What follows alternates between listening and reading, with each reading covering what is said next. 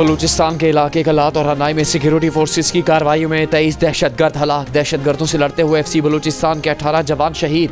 ISPR का कहना है कि बुज़दिलाना फेल के मुर्तकिब दहशतगर्दों, सहूलतकारों और हौसला अफजाई करने वालों को इंसाफ के कटहरे में लाएंगे।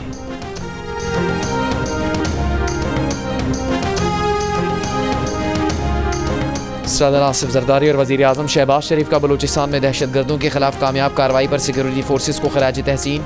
एहलकारों की बहादुरी को सराहा। 18 सिक्योरिटी एहलकारों की शहादत पर गहरे दुख और अफसोस का इजहार किया।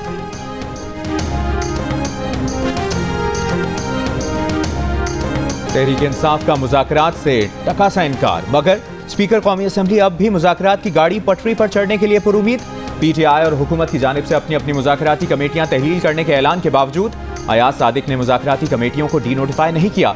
तर्जुमान कौमी असम्बली ने कहा है कि स्पीकर अयाज सादिक ने मुज़ाकराती कमेटी को बरकरार रखने का हुक्म दिया है। PTI ने जुडिशल कमीशन न बनने पर मुज़ाकरात खत्म करने का ऐलान किया था, जबकि हुकूमत की जानिब से भी मुज़ाकराती कमेटी तहलील करने का ऐलान किया गया।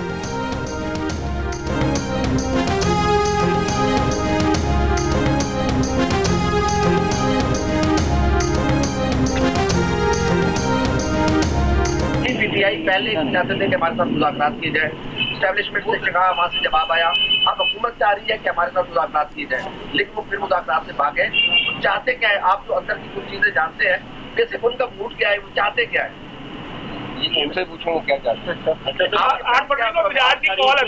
पहले की तरह हम उनसे रिक्वेस्ट करेंगे कि ये चीज़ ना करें। कह रहे हैं मेरा तो पहले भी इसी तरह, जब 26 नवंबर था उन्होंने इसी तरह डेटें पिक की थी, नहीं करेंगे तो फिर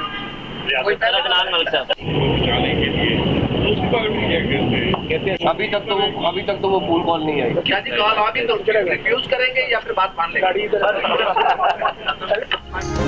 विफाकी वज़ीर दाखिला मोहसिन नकवी ने PTI को खबरदार कर दिया। कहा, तहरीक इंसाफ से दरख्वास्त करेंगे कि 8 फरवरी को एहतजाज न करें। अगर उन्होंने 26 नवंबर की तरह हमारी बात ना मानी तो फिर वही करेंगे। इस सवाल पर कि अगर अमेरिका से बानी PTI के लिए कॉल आई तो मान लेंगे या इनकार कर देंगे। विफाकी वज़ीर दाखिला मोहसिन नकवी ने ठेंगा दिखा दिया। लाहौर में नए पासपोर्ट ऑफिस के इफ्तिताह के मौके पर विफाकी वज़ीर दाखिला ने कहा, गुजरात और फैसलाबाद डिवीज़न से लोग बड़ी तादाद में गैर कानूनी तौर पर बैरून मुल्क जाते हैं। भेजने वाले असल जिम्मेदार हैं, उनका पूरा बंदोबस्त करेंगे। FIA में बड़ी तब्दीलियाँ नजर आएंगी।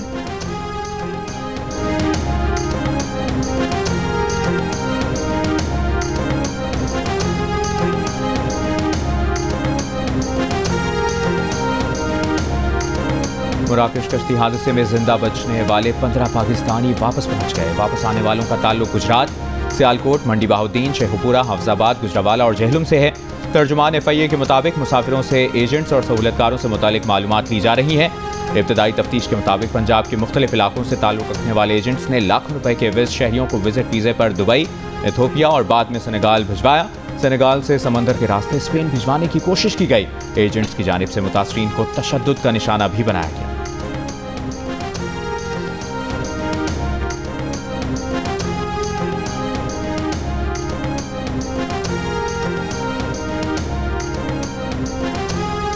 बड़ी खुशी हुई है। मैं अल्लाह दी एहसान नहीं ला सकती। शुक्र अलहमदुलिल्लाह, अल्लाह दी ज़ात मेरे बेटे नवी ज़िंदगी दी है अलहमदुलिल्लाह। मैं वेख के अल्लाह ताला दे एहसान जितना शुक्र करा उतना थोड़ा। बस मैं ये अपील करा दी कि कभी जिंदगी दे विच भी अपने बच्चों ना भेजो इन रस्तियां ते। बस मोरितानिया कश्ती हादसे में जिंदा बच जाने वाले पाकिस्तानियों की आमद का सिलसिला जारी है। गुजरात का जिंदा बच जाने वाला 20 साला मेहताब भी उसी कश्ती में सवार था। मेहताब की माँ का कहना है कि बेटा 10 माह से जुदा था, उसको नई ज़िंदगी मिलने पर बेहद खुश हैं। सबको मशवरा देती हैं कि अपने बच्चों को कभी इस रास्ते से ना भेजें।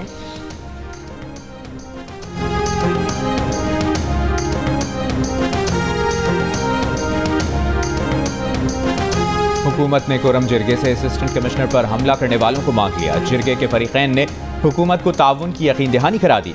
सरकारी ज़राए के मुताबिक अमन मुआहदे के तहत फरीकैन और अमन कमेटी ने क़याम अमन की ज़मानत दी है। हुकूमत का असिस्टेंट कमिश्नर पर हमला करने वालों के खिलाफ सख्त कार्रवाई का फैसला। असिस्टेंट कमिश्नर सईद मन्नान बदस्तूर ज़ेर इलाज, हालत खतरे से बाहर। ज़राए के मुताबिक अमन मुआहदे के तहत फरीकैन को असलहा जमा कराना होगा और बंकर्स गिराने होंगे।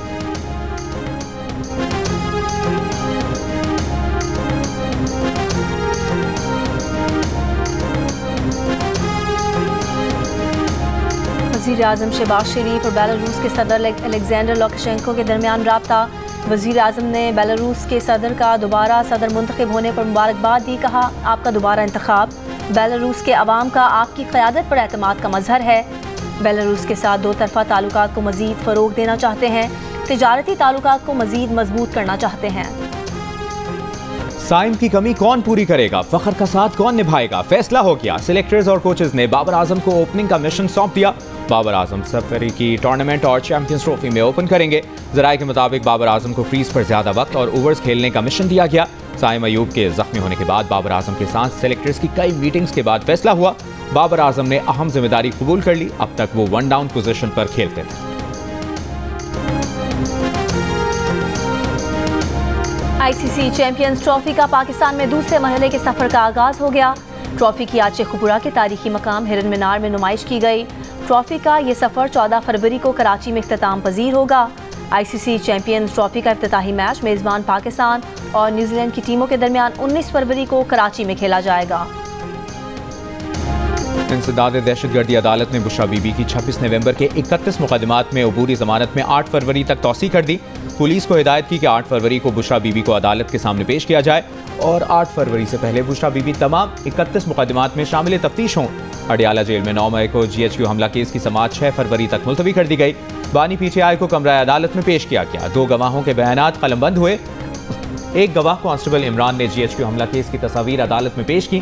दूसरे गवाह SDO अवैस शाह ने GHQ गेट पर तोड़फोड़ से 7 लाख रुपए के नुकसान की रिपोर्ट पेश की। GHQ हमला केस की शवाहिद पर मुश्तमिल 13 USB अदालत में जमा करवाई।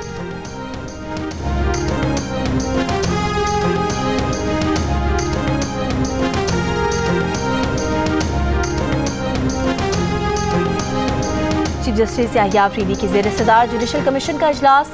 पेशावर हाई कोर्ट के लिए 10 एडिशनल जजेस के तकर्रुर की मंजूरी दे दी गई। हाई कोर्ट के एडिशनल जज बनने वालों में 2 डिस्ट्रिक्ट एंड सेशन जज और 8 वकला शामिल हैं।